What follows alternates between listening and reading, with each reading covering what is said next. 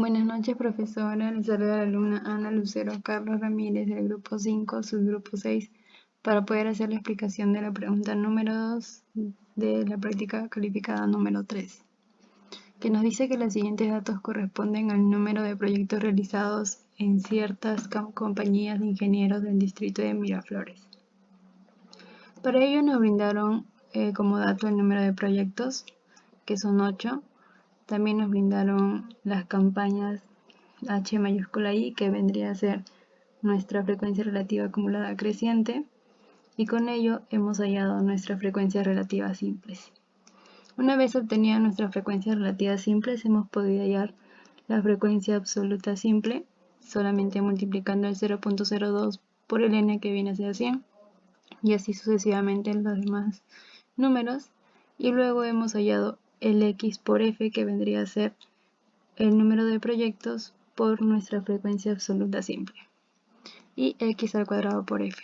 También hemos hallado su sumatoria, ya que para las fórmulas que vamos a utilizar en el ejercicio nos van a pedir las sumatorias de los x por f y la sumatoria de los x al cuadrado por f.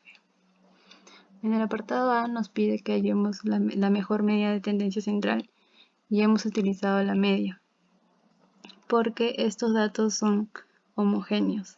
Entonces la media va a ser igual a la sumatoria de x por f entre n. Sabemos que x por f es 454 y n es 100. Utilizando la fórmula nos va a salir que la media es 4.54. Su significado sería que el promedio de proyectos realizados en ciertas compañías de ingenieros del distrito de Miraflores es 4.54, que también se podría redondear como 5. Ahora nos piden la medida de dispersión y hemos optado por la desviación estándar porque hay el promedio de las diferencias de datos y de la media aritmética.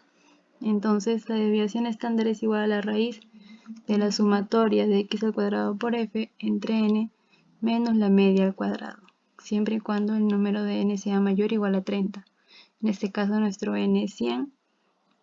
Nuestra sumatoria de x al cuadrado por f es 2396.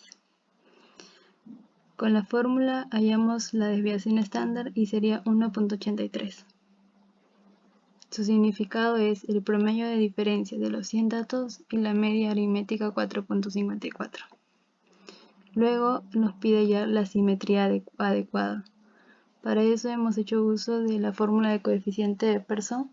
El primer coeficiente de Pearson, que sería A1 es igual a la media menos la moda sobre la desviación estándar.